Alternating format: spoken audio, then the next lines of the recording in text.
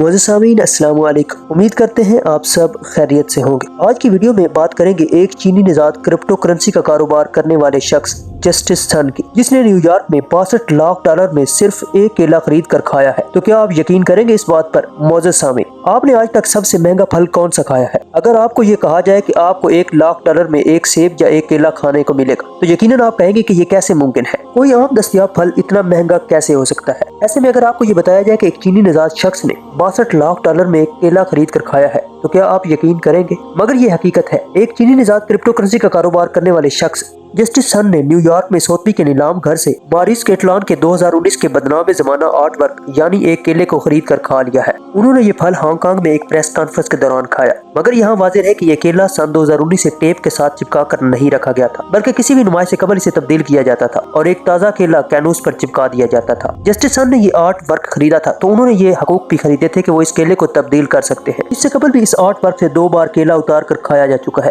पहली मरतबा सन 2019 में एक परफॉर्मेंस के दौरान आर्टिस्ट ने खाया था, जबकि दूसरी मरतबा जनूबी कोरिया के एक तालिब इल्म ने इसे खाया था, मगर उन्होंने इसे खाने की कोई रकम अदा नहीं की थी। प्रेस कॉन्फ्रेंस के दौरान इसे खाते हुए जस्टिस सन ने कहा कि वो भी इस आर्ट वर्क की तारीख का हिस्सा बन गए हैं। उनका मजीद कहना था कि यह दीगर केलों से बहुत ज्यादा लजीज है। 34 साल जस्टिस सन ने कहा कि इस आर्ट वर्क को लेकर उनके पास बहुत से सवालात थे, जिनमें कुछ मासूमाना सवाल भी थे, जैसे कि यह केला आर्ट वर्क पर चिपके चिपके गल सड़ जाता होगा। न्यूयॉर्क टाइम्स की एक रिपोर्ट के मुताबिक इस आर्ट वर्क की नीलामी के दौरान एक ताज़ा केला महज 35 सेंट में खरीदा गया था, जो नीलामी के बाद मुमकिन तौर पर दुनिया के महंगे तरीन फलों में से एक बन गया। हांगकांग में इस प्रेस कॉन्फ्रेंस के दौरान हाजरीन को भी एक एक केला और टेप पेश किया गया। इस मौका पर जस्टिस सन ने कहा कि वो सबको केला खाना होगा। जस्टिस सन ने वादा किया था कि वो शाह आलम के ठेले से 1 लाख केले खरीद कर दुनिया भर में मुफ्त तकसीम करेगा। शाह आलम का कहना है कि 1 लाख केले बेचे तो उन्हें $6000 से ज्यादा आमदनी नहीं हो पाएगी। फल फरोश शाह आलम 12 घंटे काम करते हैं और $12 फी घंटा कमा पाते हैं। वो एक ऐसे घर में रहते हैं जिसमें 5 दीगर अफराद भी मुकीम है। शाह आलम की उम्र 74 बरस है और उनका कहना है कि 1 लाख केले बेच भी लिए तो असल रकम तो ठेले के मालिक मोहम्मद इस्लाम को मिलेगी, जो रकम 2 हिस्सों में तकसीम करेंगे। मोहम्मद इस्लाम के भाई मोहम्मद आलम बादशाह ने कहा कि यह सूरत हाल अदम मसावात की मिसाल है। मगर शाह आलम के लिए एक फंड कैंप किया जा चुका है, जिसमें पहले ही $6000 जमा हो चुके हैं, जबकि जस्टिस सन $30 मिलियन सरमायाकारी करके इसी हफ्ते डोनाल्ड ट्रंप से जुड़ी एक फर्म के मुशीर भी बन गए हैं। जस्टिस सन क्रिप्टो करेंसी में ट्रोन ब्लॉकचेन नेटवर्क चलाते हैं। ये वो प्लेटफॉर्म है जहां सार्फिन क्रिप्टो करेंसी का लेन देन कर सकते हैं। Justice sun in art work और दीगर का NFTs के साथ मुआवजा किया है।